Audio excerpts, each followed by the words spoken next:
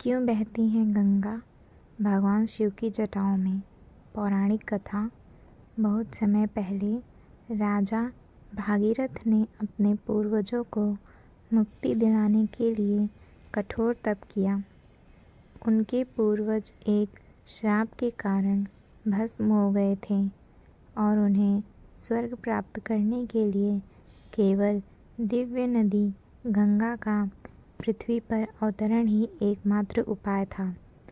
भागीरथ के दीर्घ तप से प्रसन्न होकर माता गंगा ने पृथ्वी पर उतरने का वचन तो दे दिया, लेकिन कहा, राजन, मेरी धारा इतनी प्रचंड है कि सीधे पृथ्वी पर उतरूंगी तो पूरी पृथ्वी डूब जाएगी।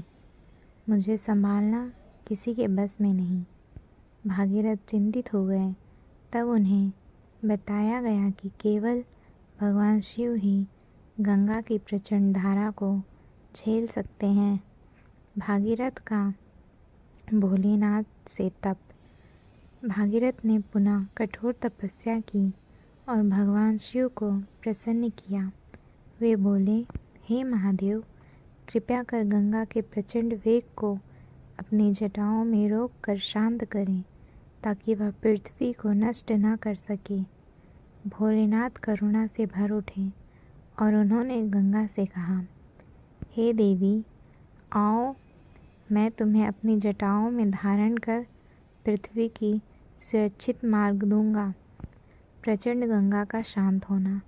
गंगा अत्यंत वेग से आकाश से कांपती हुई ब्रह्मांड को चीरते हुए नीचे आई। उसका तेज ऐसा था कि पूरी पृथ्वी डूब जाती, परंतु जैसे ही वह नीचे पहुंची, भगवान शिव ने अपनी विशाल जटाओं को फैलाकर उसे थाम लिया। गंगा उनके जटाजूट में उलझकर शांत हो गई। उसका वेग ठंडा पड़ गया। उसके जल में पवित्रता और सौम्यता आ गई। भागीरथ का धरती पर प्रवाह। फिर भगवान शिव ने अपनी जटाओं से एक पतला सुंदर मार्ग बनाया और गंगा को धीरे धीरे पृथ्वी पर बहने दिया। वही गंगा नदी आज भी भागीरथ की तपस्या के कारण भागीरथी नाम से जानी जाती है।